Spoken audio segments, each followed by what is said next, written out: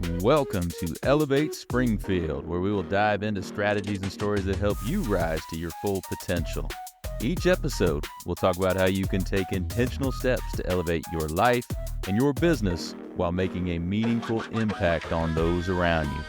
Along the way, we're going to bring in the change makers from our community that are already elevating. We'll bring the actionable strategies, you bring the discipline and follow through, and together we can elevate Springfield. All right, let's go. Hey, you are listening to Elevate Springfield. Robert Ferriell here, certified 10X coach, speaker, and mentor. Excited you're joining us today. Hey, if you want to get caught up on previous episodes, just head over to your favorite podcast outlet. Search for Elevate Springfield. Should be able to find us. Give us a like or subscribe there. We would certainly appreciate it. Hey, today I'm excited for another great episode, more actionable strategies for you to add that discipline and follow through. And together, we're all going to elevate Springfield. So my guest today, you probably know him if you've been a part of any association, nonprofit in the Springfield area.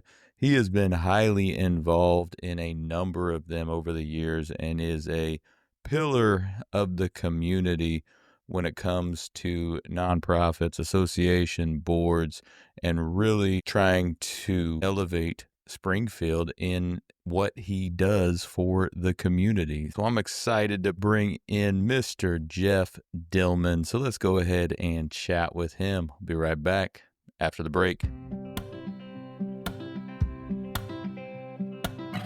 When you choose Masco Packaging and Industrial Supply, you're supporting local, female-owned success right here in our community. At Masco, customer service isn't just a promise. It's the heart of everything we do. From custom solutions to everyday supplies, we're here to keep your business moving. Trusted, local, committed to you. Masco Packaging, where service meets community pride. All right, and we are back. Joining me in the studio, Mr. Jeff Dillman from Masco. How we doing, sir? We're doing great. Good to see you, Jeff. Appreciate you stopping by to visit with us for a little bit. It's always good seeing you too, Robert. All right. Well, we're going to talk about Masco. We're going to talk about the Land of Lincoln professional networking group coming up too. But let's learn a little bit more about you. Tell us about your background. Well, that's great. I mean, we could be here forever, right? Sure. So it's 60 years old, but I'm born and raised in Decatur, Illinois, and had a vision that I was going to go to college, and it didn't work out that way. Ended up started working for the state of Illinois back in 1985. So I had a vast career through the state of Illinois. Went on some federal campaigns, presidential campaigns. Ended up working for Governor Jim Edgar for a few years, and ran the Illinois and Du Quoin State Fairgrounds on the non-fair side, was one of the 10 people that brought in the National High School Finals Rodeo. So I never thought I'd be in politics. Honestly, when I was young, I said I was going to be a soil scientist. Okay.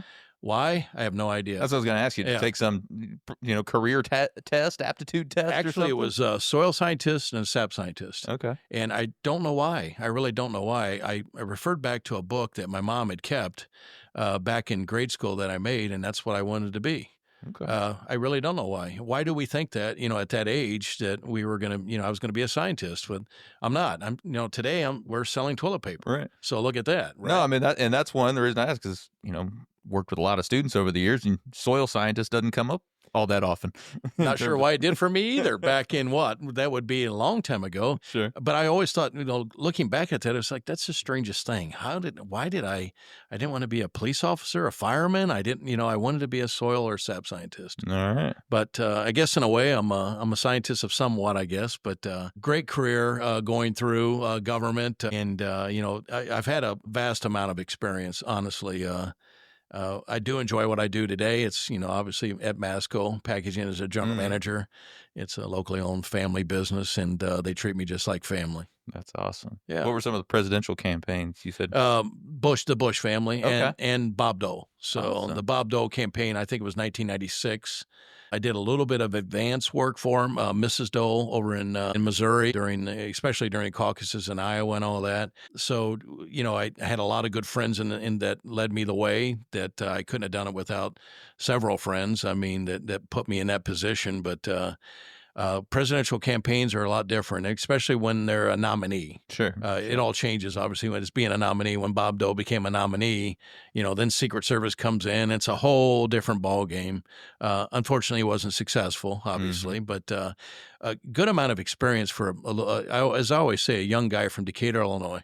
Yeah. And you and I both from Decatur, Illinois. Yes, sir. There we go. Yes, sir. Anything in terms of those, when the Secret Service came in, I mean, how did that change everything? Just the logistics of everything? Well, logistics, because like I say, when you're not a official candidate, it's a lot different. You can go through that door, out that door, come in the front door, and obviously once Secret Service gets involved, it's a whole different ball game. You basically stand there, do what they say, and like example would be like a motor pool. Mm-hmm. We would generally, my group would do the motor pool, and we'd be in charge of the vans, and we'd be pretty much like, you're not in charge of anything. You're gonna you're gonna drive the van. You're driving press around. You're gonna go here. You're not gonna turn right. You're gonna turn left. You're gonna stay in the seat. You're not gonna take the key out of the ignition, and you're gonna do as you're told. Yeah. Where if you weren't a candidate, if you were a candidate that wasn't officially the nominee, you can probably get out of the seat. But, when you see, like we worked with Dan Quayle when he was vice president, we didn't get to do a lot of things with Dan Quayle because it was the same way. At that time, he was vice president. So when he came into Capitol Airport, I always tell the story is that there's two. We didn't know this at the time. Like, okay, this is cool. We're in the motorcade. We're following the VP.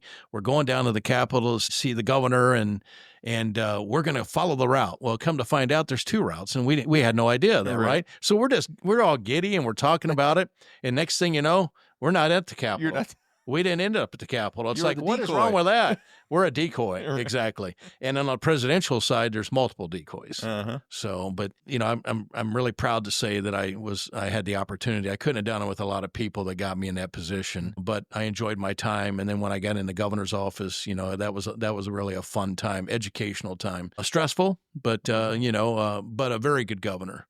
I mean, very good governor to work for. And I think personally it was a good governor for our state, but Jim Edgar was a very kind man, and honestly, the staff was too. Mm-hmm. We did a lot of fun things, a lot of memories to share. I can say that we're working on this adoption. And I can say to my kids, I hope one of these days is that, yeah, I did this, I did that. Sure. It's pretty cool. You just don't get to talk about it a whole lot. Right. As I say, when I was young, I was challenged to run for precinct committeeman in Decatur. I'd lived on Wood Street, downtown Wood Street, and you're from Decatur, you know where I'm at. Yep. Small precinct, and Skinny Taylor was the county chairman at the time, and Skinny had been around forever. And they got tired of seeing me because I was saying persistent. You got to be persistent in life. At that age, I was persistent because I wanted to be I was told if I could to become a precinct committeeman, I would have a good state job. So I did it. And he said, well, you run against this guy, and if you can have the Democratic Party chair call me. I didn't understand that, but so we did. I'll let you try to run. So I ran through the process, got petitions signed. I went door to door and talked to everybody. Oh, wow. And I beat the sitting precinct committeeman. Wow. And I was the youngest precinct committeeman in Macon County at the time. That's awesome. I'm not sure what it did for me, but I'm never scared to talk to people, and don't challenge me. Sure. Don't challenge me, right? I would never personally. So there you go. But because here's the thing with me is I always say I fight to win, I don't fight to lose. So I feel that I'm gifted enough, and once again, people have helped me along the way, and the right coaching and the right mentorship, and I knew I was going to win, and I had the hearts of the elderly people that was in downtown Decatur at the time, and I became the precinct committeeman. Did it help me land a state job? I ended up working for the state. Yeah, I got a state job in 1985 is when I started. So I'm sure it helped somewhat, but it really was educational and taught me a lot of discipline.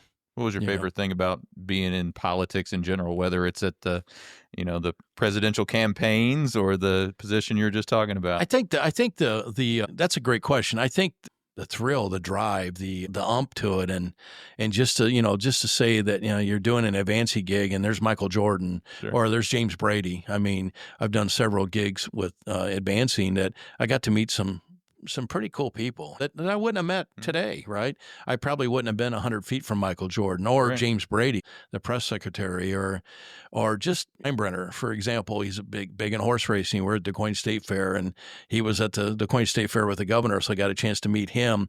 I think just the adrenaline it puts into you. But I tell you, after a year of doing advance, that was enough. Oh, because I bet. it's pretty stressful, right? Because then you have to also understand, too, that there's probably death threats and all that stuff that you don't even know about, right? At that time. I'm sure it's a lot worse now, but that was probably that gave me the most thrill was that. Once again, I always reflect back is that not that I discredit myself, but I'm a young guy out of Decatur, Illinois, and I've had this opportunity to excel. Yeah, and you know, like I said, being around some really cool people, those advanced teams like Michael Jordan and everything. Absolutely. Yeah, there's one time when I used to go to a lot of Illini basketball games, and I don't know if you remember when Michael Jordan's son was on the team there, and he used to go to the games every now and again. And we had tickets to a game one night, and it ended up being my brother's birthday, so we were having something for him, so I had to give away my tickets that night, and we had a family thing. Come to find out, we're watching the game later, and the tickets that I was going to be sitting in were right behind Michael Jordan.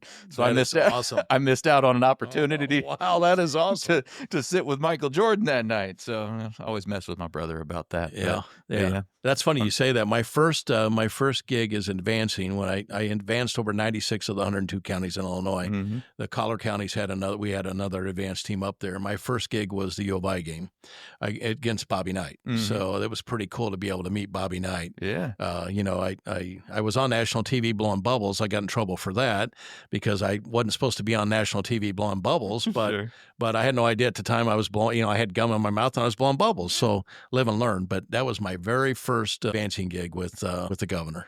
And you got to meet Bobby Knight? You got to meet Bobby Knight. Talk with him very long?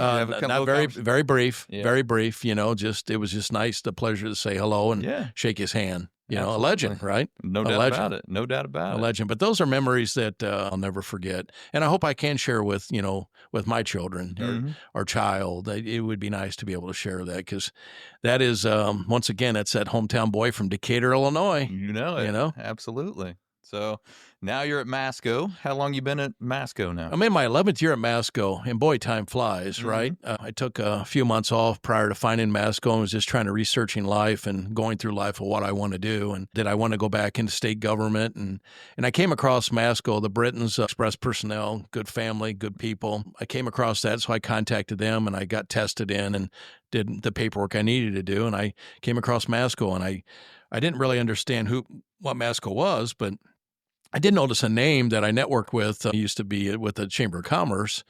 So I reached out to him and he's like, hey, yeah, that's, I'm in the family, but I'm not going to really embellish a whole lot, but, I'll give you a word. Let's just say that. So I went and interviewed. So I took like 3 or 4 months off in between jobs and I went and interviewed and it was the most laid back interview I ever had in my life, and I know if they're listening, they're going to hear this, but they probably heard it, but it was very casual and I was well overdressed because in our world of distribution it's not suit and tie anymore. As we know, that's all changed. But 11 years ago, I thought, hey, you've got to go and impress. I've always said that. I would tell youth that today. Impress. Don't come in sweatpants. Yeah, come in a suit and a tie, until you're told not to. And interviewed. And what I liked about that opportunity was if I was going to be lucky enough to get the position was that's a company that's always going to have growth. Right. And it continued to have growth and you could really grow a company because everybody uses hand hygiene products, toilet paper, all that packaging. And so it was new to me. And I did my interview and left and got a call from one of the Britons and like, how'd it go? I'm like, I don't know. I don't know how it went. Well, I got a call from the owner the next day and he said, hey, can you come in tomorrow at 11 o'clock and don't wear a suit? And then that's 11 years ago. So here we are. Nice. So I'm able to see growth in our company where we built a new building. And I think that shows you a lot for an owner at the time when Crest was involved, close to 70 years old, and he invested in a new location for us about maybe 9 years ago, and we continue to grow. But great family, female-owned business, couldn't ask for a better opportunity. There's been multiple opportunities being out in the community, people like you, but I wouldn't even look twice. We're able to do what we need to do. and we were able to grow as a team because it takes a team. Mhm. And I'm very blessed that we have a good team. We have longevity in our company, so that tells you a lot about a company, That tells right? a lot. Yeah. Right. During COVID, I mean, we didn't lay anybody off. Everybody worked. We worked certain schedules out. Everybody got paid. Mhm. But when you look at our company, our purchasing manager, 20 years, and Tara up front, she's probably got 15 years. Cress, I mean, the son, Cress has been there all of his life, whether he wants to be or not, right? Right. But Cress has been there for a long time, and now we have Will, third generation, and of course we got Andy, and Andy's been there for a while. But it tells you a lot about a company, honestly. No, it definitely tells you a lot about the leadership and the culture of the whole place. Yep, So absolutely. it's interesting. It's about the dress. I mean, it has changed recently in terms It has. of professional dress. I mean, It just has. a few years ago, every day I would wear the suit jacket every single day, and then even I've kind of taken that off over the last few years. But what do you attribute that to? Just people getting more casual? You think it was a COVID thing, kind of made people more casual? I think COVID did a lot of things it shouldn't have done, right? It Mhm. got us comfortable, right? Right. And it wanted us to work from home when we shouldn't. And I think that was it, Mhm. But today, when you look at dress code, it would never be that way in my younger days. I see people come to interviews that walk in our building in sweatpants and t-shirts or shorts, and Mhm. I would never do that. Even today, I wouldn't do that. But I think that would probably have to do, COVID had something to do with it for sure. But you just don't see that dress up anymore. And, you're really seeing that like what we have on today, we don't dry clean our clothes anymore Right. either, I Yeah. mean, there's still things we do, but so you just think about that. I mean, stuff we do, we can wash and line dry. Mhm. But you have seen the change. I mean, Yeah. I'm sure you do with the students here. No doubt about it. You Yeah, know? it's much more business casual now. I mean, when I worked at ADM in Decatur, it was suit and tie Yeah. every single day, Yeah. even the pocket square and the whole, I mean, Yeah. the whole thing, just Yeah. every single day without fail. So we work with a manufacturer called Buckeye International. They've been around forever, right? So that's one of our main chemical companies at Masco. And their policy is basically kind of like Terminix was, no facial hair, Mhm. and suit and tie every day, no matter what you're doing. Mhm. So when you run into a Buckeye rep and, we have a show coming up here in May, you'll see that they'll be in suit and tie, whether it's 100 degrees or not. Their company policy is suit and tie. Right. So, Yeah. and there's nothing wrong with that, right? Yeah. There's nothing wrong with that, but you just don't see that anymore, And for us, I can understand why we engage with our customers. So if we're going to go out in the warehouse, we're probably going to get dirty. Right. If we're going to go on a site tour to analyze what their products are and how we can save them money, we're going to get dirty, Mhm. right? And when you go to your customers nowadays, you're seeing the same thing. They're not in suit and ties. No, they're not. I mean, every once in a while, I wish, when I was in the governor's office, we basically had to dress on the way the day was. If the governor was in a suit, we were in a suit. If the governor's casual, we were casual. Right. And that's how the state troopers were too, the bodyguards. But every once in a while, it's like, I always joke and say this, I wish I had hair so I can shampoo it, right? Sure, So it's the same thing with every once in a while, I'll throw a suit jacket on, Yeah. every once in a while. And then when you do, what do people say? What are you doing today? Right. Yeah. What do you What's got going on? What's today? going on? Yep. You're not interviewing, are you? Right. So No, that's funny. You mentioned the no facial hair policy. I think when I interviewed for a job at ADM 20 some odd years ago, whatever it was, then I think that was the last time I actually had a clean shaven face. I think I shaved that day to have him clean shaven, and I never had a beard ever since. yeah, so I take it you didn't get the job, right? No, I did actually. Oh, you did? Okay. Yeah, I did. Okay, And good. but then I grew the beard after that. Yeah, Okay, yeah, gotcha.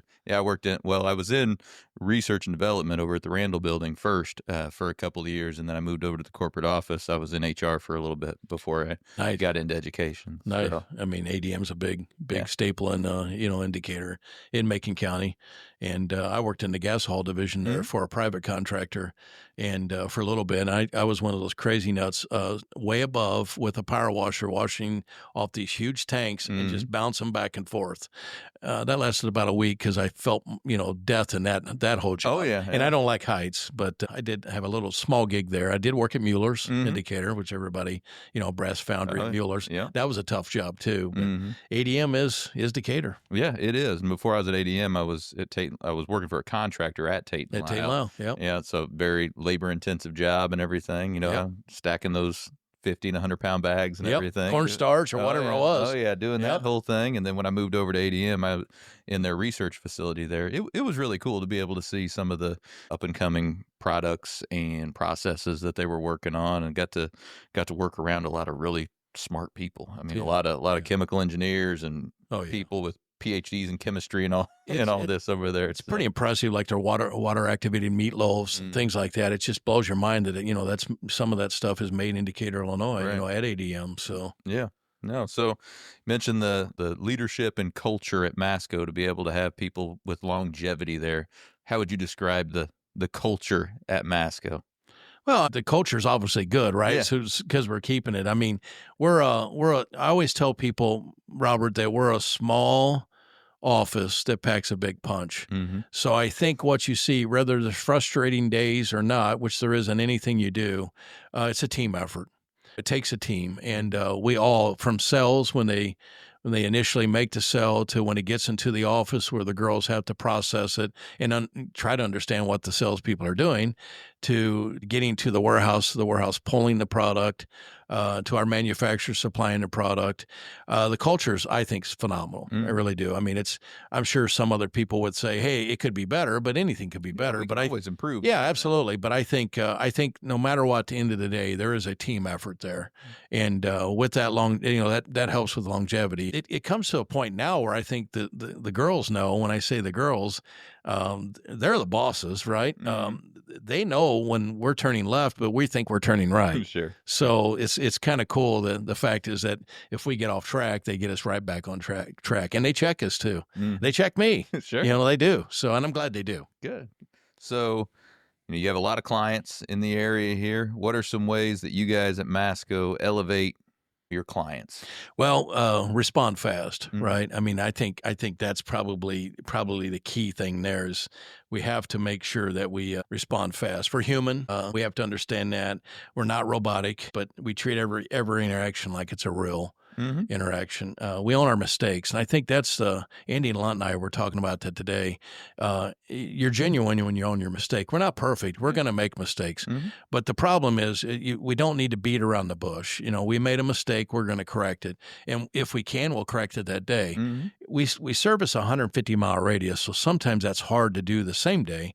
But if we have an issue with a hospital in Mattoon, Illinois, they'll have it fixed tomorrow morning. I guarantee you that. So other things is we make sure we train our team, that we match our values. We say the same thing, do what we do, and why we do it and why it matters.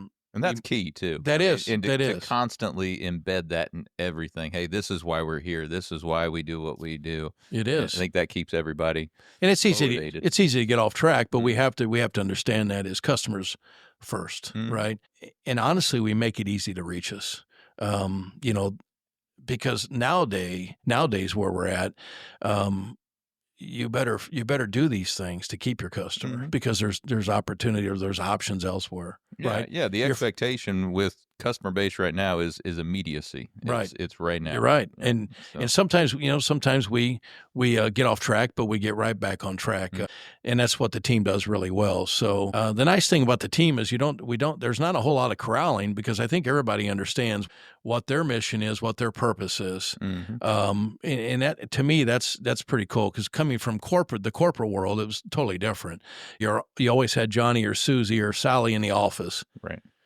Here, they get it. They understand. I mean, the end result is taking care of the customer. You can be frustrated, but the end result is without that customer, yeah, you're not there much longer. You're not there much longer. Right. Right. And that's why we say when we look at competition, we don't ever talk bad about competition because America is great for competition. That's what we want. But we have to realize that if we're not careful, we could fall in the same traits and same tracks that particular business did. So we don't ever take that for granted. We always talk about that. Don't make fun. Don't laugh. We at Masco want to set ourselves out different than our competition. And we think about this all the time. We're innovative thinkers. As you know, a podcast to doing university shows to educating the community, writing thank you notes. Man, I can tell you how many times I go and I see a thank you note. Huge, isn't it? It is huge. I go to one office, there's 10 thank you notes from over the last 2 years that either myself or the staff have written a thank you note. That is huge. And I don't want to get away from that. during the governor's days, we would always make sure that that person was touched by the governor. Mm-hmm. And we can't tell the secrets, but we made sure that customer or that at that time, that constituent received a thank you from the governor. And that embraced in me just to make sure you thank people, and watching a candidate do that, shake hands and thank them. And I took it back from probably 1990. I've written thank you notes, and I think everybody that knows me knows that. I mean, a thank you note. Generally, one person figured out how I did it. So they said it to me the other day. I figured out your thank you notes. I got the thank you note, but our meeting got canceled. I said, yeah, you got me. Generally, what I'll do is I'll have the thank you note ready, addressed, in the mail. And that way, hopefully tomorrow, you're like, wow, that's pretty impressive. Right there, yeah. So when I looked at today, I got in the office, I had like 10 thank you notes in my basket from the guys. I didn't have to tell them. Mm-hmm. So the sales guys know, they know that thank their customers, appreciate their customers. Because you know what? I highly doubt our competition is. So what we want to think about every day is, how can we be different than our competition? How can we be better? Mm-hmm. And things like that go, in my opinion, a mile. Yeah, and I think they've become more unique than they used to be. I mean, as things have become, increasingly digital, and everything is digital, getting that thank you note in the mail is unique now. You're right. I use this story. Kate Peters with the Memorial Championship presented by LRS. Mm-hmm. So Kate and I are good friends, but I sent Kate a thank you note, and she posted on social media. She's like, look at this. Yeah. This is old school, right? But I love it. Uh-huh. So, but you know what? I made an impression. We're going to continue to do that as well. So I try to, when I come in on Monday, I try to think of 10 businesses that I want to personally thank as a general manager on behalf of Masco, because we do appreciate you. So generally each week I'll send out 10, and then I'm very good on just personal touches. Like if I know something's going on in your family, whatever the case is, I make sure I address that as well. And that's what makes us different. So when we deal with you as a customer, we generally know that your family, your names of your children, we care. We're not there to sell you a hot apple pie when you bought a hamburger. Right. We want to make sure that this is a relationship, right? And I think that's what is really unique about us and being a small family business, is the fact is that we take that extra step. And if we feel that you're getting ripped off, we're going to tell you that. And whether you go with us or not, we felt that we did the right thing by showing you that there is another way. Right. And that's one thing that we do. When you look in our industry, it kind of blew my mind that toilet paper, you're buying toilet paper, but you're not actually buying 1,000 foot, as the box says, or the box doesn't say. Mm-hmm.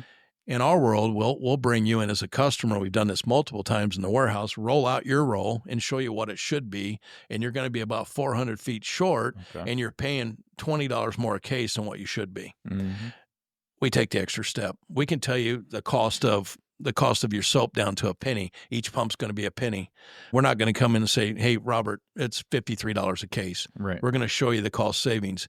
We're going to show you that if you use an ecosystem that is basically eco-friendly, you may pay $153 for a case of, let's just say, glass cleaner, but when it comes down to the dilution ratio through the machine, you're paying 12 cents a quart. Right. You can't buy it for 12 cents a quart. So I think the educational side of our business is pretty impressive. That's it really is impressive. No, and we don't get to tell that story a lot, but we really want to come in and analyze, your business at Masco and see how we can save you money.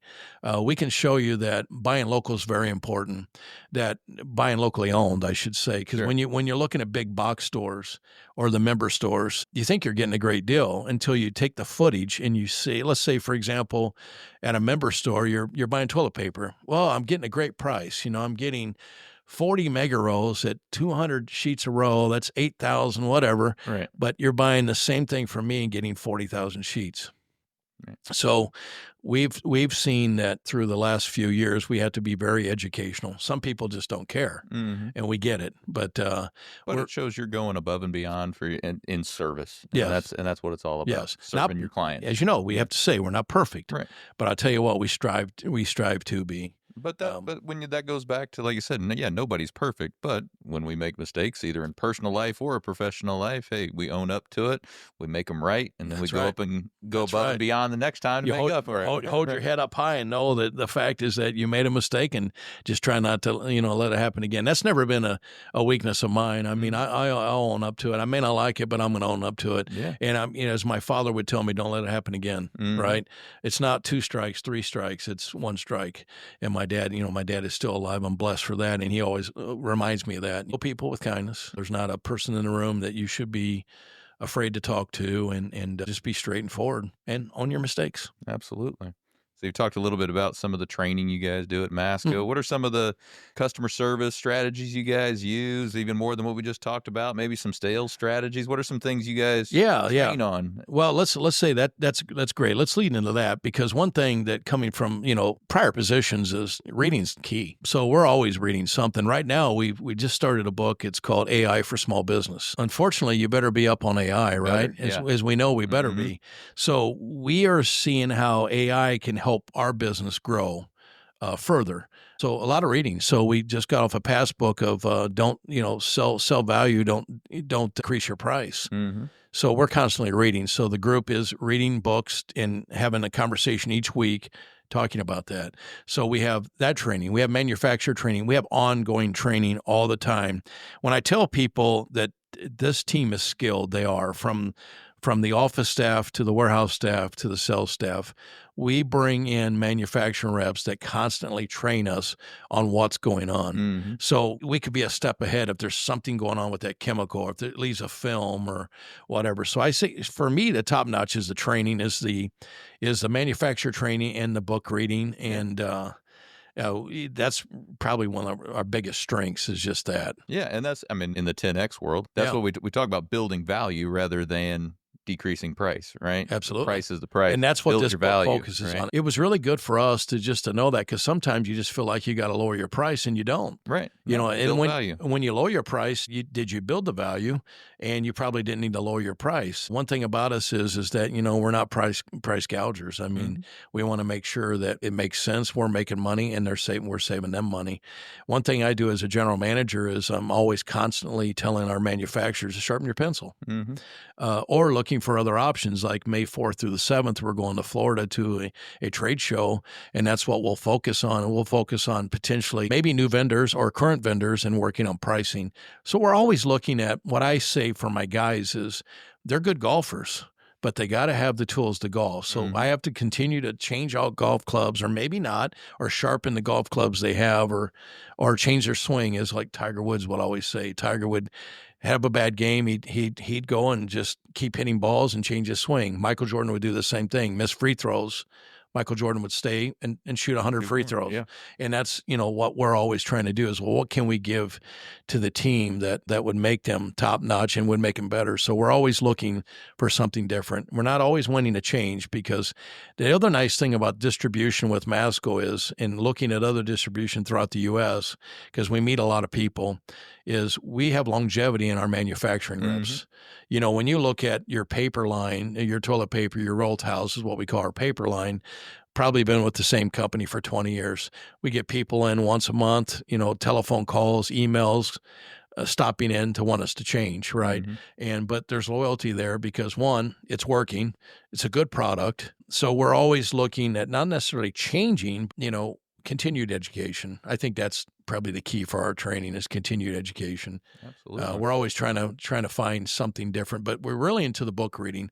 We had a conversation before this AI book, is that, some of these books, you look at the John Maxwell series, and, good series, good, a very good author and a good trainer. And we're like, this happened 12 years ago. And Kress brought this up. I'm going to give him credit. He's like, dude, we got to get a book that's current, right? I know this is good for Will and maybe not Andy and I, the old horses, but get a book. Let's get a book that's what's going on right now. And that's what we came up with AI, because we're totally blown away with AI. We were down in Mattoon, Illinois. And actually, we're in Effingham, Illinois, and we were finishing up a healthcare install, and we're powwowing the hotel, because we're always coming up with ideas, full of energy. And Will's like, hey, have you ever thought about using AI? I'm like, don't even know anything about it. This is way before the book, right? So we're thinking, okay, hey, you know what? We need to go after superintendents of schools to show them that there is another opportunity out there. Show them, superintendent, during these tough times, we can come in and analyze and save you a lot of money. We're pretty confident of that. So Will's like, we're in the van driving back. And he's like, he's got his iPad out. He's like, AI, draft a letter to show cost savings. And Andy and I were sitting in the van and we're like, what? We had no idea. Yeah. And so that was our first really impression, usage of it. And now we're really, digging into this book. We just started it. So we're on our second chapter next week, where it's going to be very beneficial coming off this book, where don't sell your value. Right. So it ties real good in this book. I love and when you see this book, and you'll see there's a lot. I know Express has read the book. There's a lot of people that's read the book. So I'm gonna have to check that out. Yeah, I'll get it over to you. I use it quite a bit just for efficiency's sake. There's a lot of things that it can do that save me a lot of time. Well, and you got a good stack of books back behind you there too. I'm a big reader. Yeah. My goal is one a week, so I try to get through one a week or training program. So we're always reading books, how to grow sales, and how to be, how to respond better, how to be better salesmen, or how to be a better company. And I think that's just a neat thing. You see a lot of companies out doing that, but we just think that's been very beneficial for us. I mean, it makes us sharper, and because I always say, we pack a big punch. I'm going to say that all the time, and we just don't see ourselves as salespeople. We're more than that. We care about your family. We know your children, and I just emphasize on that a lot. And I think that's just the small family business values. No, in the 10X world, we talk about service over selling. Service is senior to selling, and that sounds like what you guys are. Absolutely. You guys are doing. And I think the other thing too, to add to that is in this world that we need to listen and talk second, right? So we constantly remind ourselves of that. When my past life, I was a corporate trainer on, are you listening? Are you hearing? Are you hearing? Are you listening? Because I can hear you, but I'm not listening, or I'm listening, I'm not hearing. So we really need to make sure that when we're with customers, we're really listening to the core of their problem and how we're going to resolve that problem, and let them talk. Yeah. Or when you're giving the presentation, I'm already saying you're not going to buy it, or you're not even interested, but I haven't even let you talk. So that's one thing we really focus on too. And it gets into, the thank yous, the cards, the emails, it all ties together. Yeah, no doubt about it. Now, the pricing discussion is interesting too, because once you start cutting price, it's just essentially a race to the bottom amongst you and everybody else. Used car salesman. Yeah, it is. It's just car salesman. A race to the bottom, and there's no value in if you're the third cheapest person. Right. There's some value if you're the absolute low, but somebody's always going to end up undercutting you, and you're going to be cut. That is so true. But there is tons of value in being, properly priced, more expensive, but with a ton of value add. I agree. Other strategies too is that I don't want to forget is sell the outcome, not the product. That's one thing we remind ourselves. Ask the right questions. Build relationships first. I mean, that's key, because I think we do a really good job with that. Use the social media side of it, testimonials, referrals. I always say to the guys, hey, do you know, maybe ask somebody there that they can refer you to someone else that they know. Yeah. So sometimes we forget about that, but we have to remind ourselves that referrals are very important to the business. Follow up, handle objections, and always be helping, as we say, the ABH. Always be helping. Help that customer. That customer needs help. You guys have a standard follow-up process or protocol that you have? Immediately. It doesn't always happen, but and sometimes me too, but immediately, because we get sidetracked. As my wife she jokingly calls me Jerry. I'm not sure why, but Jerry gets sidetracked every once in a while. But the process is immediate. You know what? Jennifer always, our president always tells me that, and she does a very good job at this. Handle it now, not later, right? Because one, get it off your plate, and you don't want to deal with it tomorrow. So we remind ourselves of that all the time. Oh, I can do that email tomorrow. Well, I better do it now. Or I'm waking up at 2:00 in the morning thinking, I need to do that email. Yeah, because it hangs. It hangs right in here. And that happens a lot. I mean, I did it this morning. If I didn't send that email, I probably would have forgot. But I sent that email, and people know me by now, like, at 3:30 in the morning? Right. What are you doing? I wasn't sleeping. Right. Right? I get it. I get it. I'm the same way. But like for me, man, I'm structured. I always have been. It's kind of crazy. But if I'm not at work by 6 o'clock, there's something wrong. Mm-hmm. Now I can't control that. That's just me. I'm up at 5. I'm showered. I'm out of the house so I don't bother the wife and the dog. I'm at work at 6 o'clock. There's nobody there. I've got peace and quiet. I can think. I can do the things I need to do. And then I'm prepared and ready for the staff and ready for the day. Mm-hmm. I've always been that way. And I think one thing embedded on me in politics was when you're advanced for a candidate or for a gubernatorial or for a governor, you better be on time. Mm-hmm. You can't be late. So there's one thing with me, and I think if you ask, people are going to know, why is Jeff always an hour early? Why is he out in the parking lot sitting for 30 minutes? Right. You can't change me. Mm-hmm. I wish sometimes I could sleep in. Saturdays, I'm up. I'm gone. I'm taking care of my parents on Saturday. I head to Decatur. I can't sleep in. I have to go to early church service on Sunday. Drives my wife nuts, but I have to. Mm-hmm. You know, those are things I think is just, I can't control that, but I don't want to change that. Yeah, no, I'm a morning person as well. 5 a.m. every morning. Let's go. All right. Love it. So while we're on that topic, what are some things, now that you're the advanced team for your team at Masco, it sounds like now too, right? Yeah. So what are some things you do on the personal side to elevate your life? I mean, of course, getting up early and having your routine like that, but what are some things you do on the personal side? Robert, probably not enough. You and I were kind of talking about this. I need more hobbies, honestly. So personally, I would say it's going to be work related and personal related. Set goals every morning. I have a plan, right? Yeah. I think that's crucial. So I will have a plan. Like it drives my wife nuts. Like, this is what we're having for dinner tonight. It drives her nuts, but that's my plan. Can't change me. That's who I am. So I will think about my day and then reflect on if the day changes, how am I going to adapt and handle that? Because guess what, it does, right? And then personally, I've got a plan to be better fit, be better exercise, but somehow that plan hasn't worked out. But I haven't given up. I'm optimistic, and eventually it will.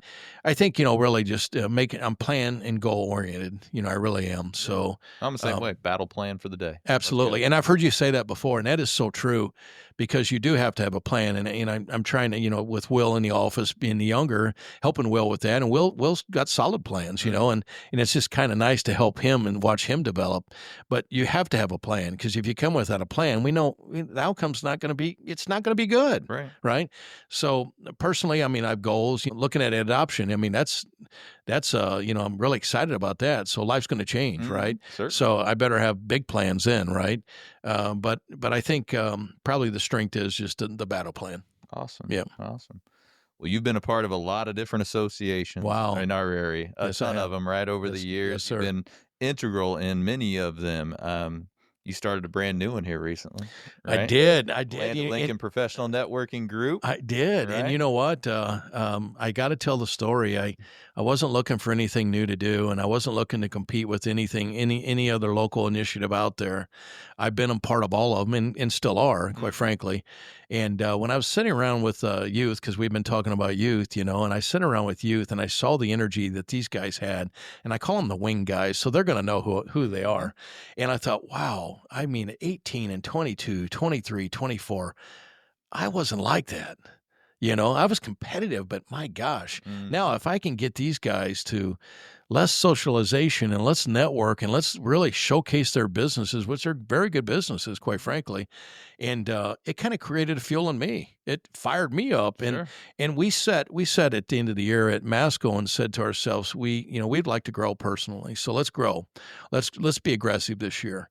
Well, between the youth and we wanted to grow, what a great thing to do. So we thought, let's just maybe get a group of people together and let's try it. Mm-hmm. Well, I didn't know it was going to go to where it is today, which it's great, but it just goes to show you that people want all the local initiatives, but they also want an initiative to another way to grow, because you need to have many options. I believe there's a lot of good local groups out there. So, Land of Lincoln Professional Networking Group came about. So I utilized local services. I utilized from the banking. I didn't fish for anyone. So I have no hook, no worms, nothing. People found this, and I can say that I didn't really solicit it, and that's where I can hold my head up, and this is pretty impressive, is the amount of calls that comes, into this group. But what's neat is to see this group together and see this group together working already with the push with the chambers, which we need to be involved with Local First, with SILSA, all the local initiatives. It's really just it wowed me. It really did, and just the people calling and just saying, that they wanted to be in a group that was going to be just let's roll up our sleeves. Let's don't have water, soft drinks, food. Let's just network. Let's talk about the biggest thing in that room is how we can work with one another instead of looking outside of this group in locally owned businesses. I love it. Because we're locally owned at Masco, right? And if we don't do something different, you might be one of those that may not be locally owned anymore, right? And so the energy put together, it's just blown my mind. It really has. I mean, we're in first stages, so we're learning. And one thing I said when doing this was, I don't want this to be a dictatorship. I want this to be a group, and a group makes the decisions. So we've already seen that happen. The group didn't like something, so we adapted and made change. Sure. Are we going to be able to do that every time? Probably not, but maybe so, So that's how Land of Lincoln came about. I utilized banking. So when I took 2 members out of the group, the banks, I looked at the 2 banks and I compared the 2, and I seen the deal over here, and I met with both of them and said, this is the way I went, because they're also my friends. Sure. And so that's how I wanted the group to be. Utilize one another's services before you look outside, right? And when you need a painter, who are you going to call? When you need a roofer, who are you going to call? My tree fell on my house, who am I going to call? And that was kind of the vision. I thought maybe 20 people, but we might be upwards to 80. That's awesome. In a very short time. A very short time. We are going to cap it, and it does takes a team to make this. It doesn't happen just by Jeff. It takes a team. It takes the members in it to build this, because of word of mouth, and they see the energy and they want it. They want this thing to succeed. I think it's like you say, it's we are going to cap it. We don't want to get too crazy. But we want to make sure that it's like we do at Masco, program selling. If I'm going to sell a floor machine, I'm going to sell the chemical, I'm going to sell the floor pad. We see that at Land of Lincoln Professional Networking Group. If you're sitting there and your wife and you need somebody immediately, it might be multiple effects. Your gutters got damaged through a derecho. Hope to God that doesn't happen again in Chatham. But when you look at that, you have somebody you can refer to. You can pull out that line card and say, if you're at Easter, even at Easter, or you're at a holiday function, and somebody says, Robert, man, I need somebody to mow my grass, or I need a new home security or a commercial security system. Yeah, you can say, wait a minute, I'm in this group that, boom, that's really it. And we don't know where it's going to take us. I mean, here we are. We had our first meeting, which I felt was pretty successful. Yeah, very well attended. Yeah, very well attended. Got a lot of feedback. So now we're looking at educational. You and I have talked about that. How do we incorporate 10X? How do we incorporate other things? I'm even looking at you possibly getting the local FBI in to talk about ACH fraud or business fraud, or or just any kind of email spams and all the elderly fraud. And so those are things later down the line, but we'll let the group decide that, right? We'll let the group decide how they want to go with that. We'll give some shout outs. Everybody has a voice. Everybody will have time to speak. But really what I saw the first meeting was just talking and understanding one another. Yeah. And you've already seen business deals being done. So what we want to do is we'd like to tie that saying, hey, locally owned businesses working together generated this amount of money to stay in our local economy. Right. And that'd be phenomenal to, as a group, be able to say, hey, we're going to try this amount of money was generated through this. Because we're glad that we're in Springfield. We're glad we have received calls from Decatur, Peoria, Bloomington, and just doing a simple podcast, the email and the phones will ring. 16 calls today to join the group. So now we're at a point where we're in the evaluation process through the group. It says like you're just going to let everybody in. That's not the case. Pretty solid group. I mean, the thing is, we want you to return phone calls, good quality product, return emails, and be professional, right? Because the group gets to decide whether you stay or not, right? Ultimately, Jeff could as the president, and I had to form an LLC. Sure, but I don't want to be that way. I really want the group to make the decisions, and the group's already making. You can see the progress just through the group, just through the first meeting. And one unique aspect of this is the category restriction, having two Yes. per category. So right? 2 per category. So when you look at 60 years old, I've done a lot of networking. It's all been good. So you have so many well-qualified locally owned businesses, but you have to cap it. Mhm. And just talking with members, they're like, they think that's great. Are you ever going to open it up? That's up to the group. I mean, I don't see that, because if you keep it with 2, that's great. Mhm. And what I've seen already with the 2, that in the categories, they're working together. Like, for example, a printer saying, I don't do that. Maybe you do that. Yeah, I do that. Well, I don't do that. You can do that. And that's what I've seen already working with this group. They're working together. But the 2 like business categories I thought was very crucial. It's interesting that I've received probably nearly 948 calls, to be precise. That's amazing. It's phenomenal for just a short time. And there's that much interest. I mean, a lot of franchises that, this is locally owned. No offense to the franchise businesses. It's locally owned. And that's how we want to keep it.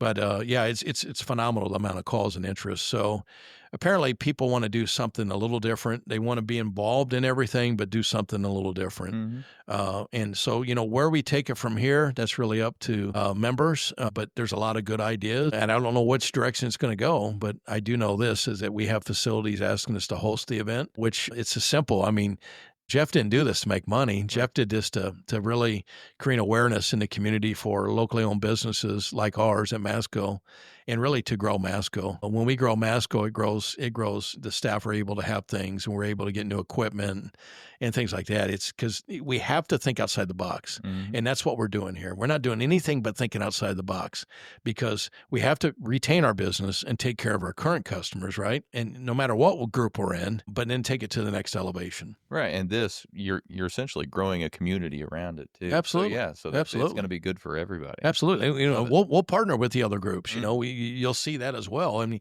we'll have the other groups in our meeting. We're going to have that as well. So to say we're not working with one another, we are going to work with one another.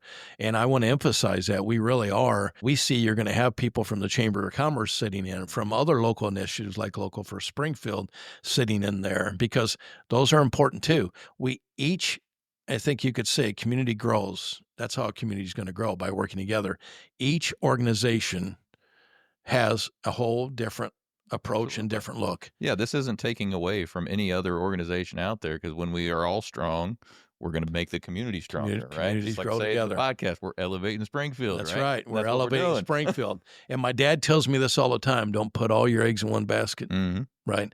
So we're going to use that word community. We're putting the community closer and growing together.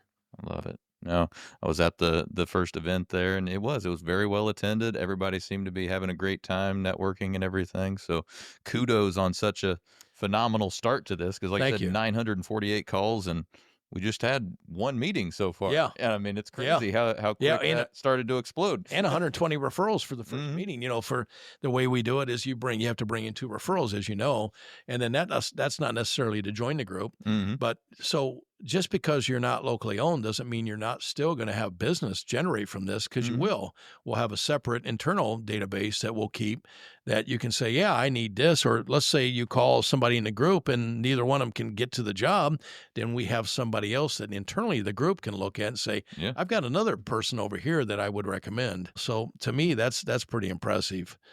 Just the first meeting, you have 120 referrals sitting right there. When I say referrals, 120 businesses, whether they're franchise or locally owned, that you can utilize their services. One person asked me, like, well, what if I don't like somebody that's in the group? Well, then don't use them. We're not making you use that. We're giving you an opportunity to support the local initiative. That's what we're doing. That's all we're doing. We're not telling you what you have to do. But I'll tell you what, when we refer back to Masco, we're against Amazon, Uline, and all these big box companies every single day. And if we don't do something different, we're going to be working for them. And that's what we don't want to happen. And I think that's where most of the energy from the group comes, is that they don't want a national tree company coming in. They want the local tree guy coming in, or vice versa. Yeah, and that creates a massive impact for us here locally. It does. Love it.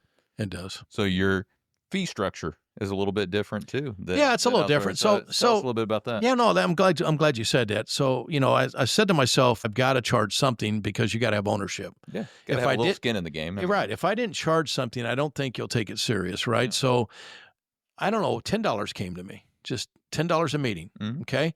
So then I wasn't even thinking about if there's 60 people, that's 600, a month, 1,800 a quarter.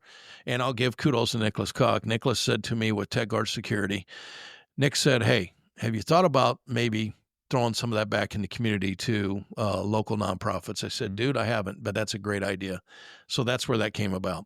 So what we'll do is we have 2 nonprofits in our group. So they'll be the first people to receive. Mhm. And then we'll look at, as a group later down the line, where do we take the third and the fourth quarter to, and let the group decide. And then we'll do a group hug, group photo, and a big rah-rah. But I figured I needed to do something with a little bit of ownership, and then 2 referrals. So 2 referral names and $10. If you can't do that, maybe it's not the group for you, right? So that's how we came up with that structure. I love it. Yeah. Shout out to Nick from Tech Guard. Yeah, absolutely. That's cool. cool. Nick's a sharp dude, and I kind of got, when I got off the phone, I'm like, I wish I would have thought of that, because it's great, because I'm involved in several nonprofits. Yeah. But great idea. So, and once again, the adaptability of this group, I let the members make the decisions. There's another example. No, I'm excited to see the growth of this association, and I'm excited to grow with it. Yeah, Be a we're part excited. of it. We're excited you're part of it. That's so. awesome. So if somebody wanted to go learn more about the group, where would they go to do that? So they're going to go to llpng.com, or they can call 217-865-5764. Yes, that's a Mount Zion number, but hey, that's the number that I was given. And or you can check us out on social media. We're on all platforms: LinkedIn, we're on Instagram, we're on Facebook. Yeah. Hey, well, I think my cell phone number is probably still actually a Decatur number, because I've had that number forever, right? Forever, Yeah. right? So even though I live here in Springfield, I've had that same phone number forever. So it is what it is. Don't change it. You don't need to. Right. So Jeff, we've had a lot of good takeaways today, but as we close here, give me one more from the professional side, one more from the personal side on how folks can elevate their life or their business. Wow, Robert, you make it tough. I thought I had all my my speech going. I'll say on the professional side, let's network with intention, right? And what I mean by that, surround yourself with people who challenge, inspire you, and support you, right? And you can really even take that into the personal side. Sure can. On the personal side is have goals, have your battle plan, live by it, adapt to it. Don't change. Be positive. You're talking about having the right people around you. Have you had a lot of good mentors over your lifetime? Very blessed. Yeah. Very blessed. I can say in my positions, I wouldn't be where I'm at today without those people. And those people know who they are. I would be silly to think different. I looked up to people, and I definitely challenged myself with one particular person. I challenged myself, and he was my mentor, my boss, and I said, I'm going to be your boss one of these days. And he laughed, and 3 years later, I was his boss. There you go. And he laughs today still. But no, I wouldn't be without mentorship, and, I wouldn't be where I'm at today. And without my parents, obviously, right? And my wife. So no, completely agree. Have to have the right people around you. Have to have the right mentors. Yes, sir. To help you grow. Yes, sir. Well, Jeff, appreciate you spending some time with us today. I enjoyed it. It's fun as always. Likewise. So, all right, y'all, we're going to let Jeff get back to elevating Springfield. And for the rest of y'all, we'll be right back. Hey, everybody, if you like what you've heard so far, hey, join us over on Facebook. We have a group and a page over there.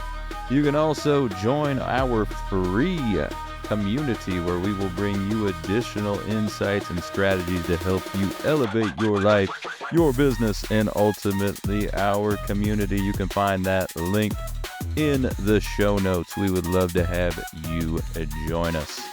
Let's get back to it.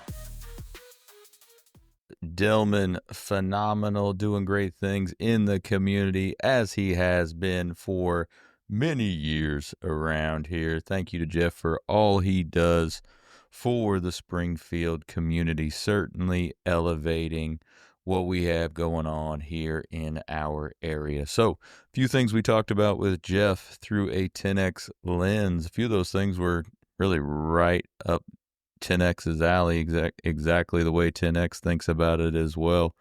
One of the things he talked about, the first one we're going to talk about here, is having that battle plan. We've talked about that before, having a daily battle plan. This is different than your big goals, your big 10X goals that y'all should have by now. This is your daily battle plan. This is getting up every single day.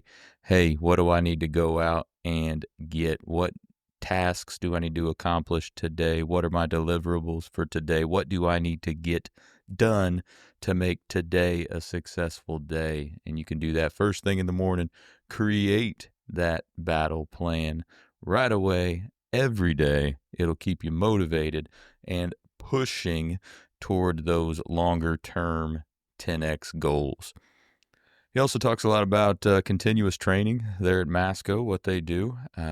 Of course, with 10x, we have continuous training. We recommend daily training in our Cardone University product that we have, but also any other training that you have that's going to elevate you personally or professionally. That could be books, that could be podcasts, of course, but it needs to be something specifically related to what you're trying to grow in, right? So honing your skills professionally every single day, trying new things, finding out what's going on new in your industry, and gathering those skill sets is going to help you reach those 10x goals.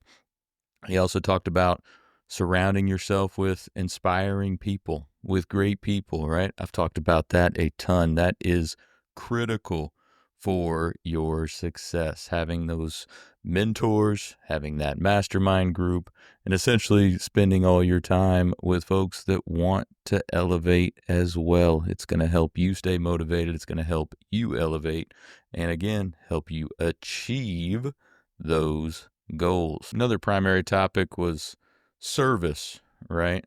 So, and how Masco serves its customers. Very local approach, very service-oriented approach. Same thing in 10X. We always talk about service is senior to selling, right? So making sure you are following the tenet of give, give, give.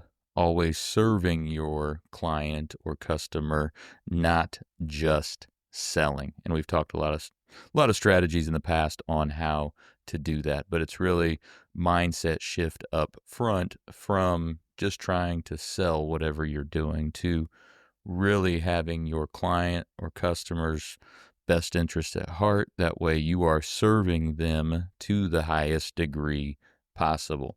And then that blends in with that continuous training too, because you can't serve your customer well if you're not well trained in what you offer in your industry, right? So continue training and make sure you are serving rather than selling. Final thing we'll touch on real quick is Jeff talked about how he's doing the thank you notes, and that really is a lost art, but it is one way to remain unique. We talk a lot about trying to be unique by your actions, right? And that's one way. That used to be the norm. More people did it. Now that has become unique. Not as many people do it anymore. They rely on email thank yous and things like that. But there's something about getting a thank you note in the mail. I got one. Hey, shout out to local business Clean Cut. Jack Geyser, he threw me one the other day, and it makes an impact. A handwritten thank you note in the mail, because not so many people do it anymore. It creates that unique action from you to set yourself apart from everyone else. So a lot of great stuff with Jeff, a lot of it tied right into 10X. Hey, check out Masco. Check out the Land of Lincoln Professional Networking Group. Looking forward to seeing that grow. So, hey, if you're interested in that, check out the website there. And also, like I said, check out Masco for any of your business packaging and supply needs. So, be right back with more after the break. Well, thank you for joining us today, everybody. Appreciate you making us a part of your day. Hey, how about Jeff Dillman? Phenomenal. Doing great things out in this community. Looking forward to seeing the growth of the Land of Lincoln Professional Networking Group as well. For all of y'all, if you want to get caught up on previous episodes, just, hey, head over to your favorite outlet. Search for Elevate Springfield. Should be able to find us. Give us a like or subscribe. We would sure appreciate it. Thanks again to Jeff for spending the afternoon with us. And for the rest of y'all, take these actionable strategies, You add the discipline and the follow through, and together we're going to elevate Springfield. We'll see you next time. Be great.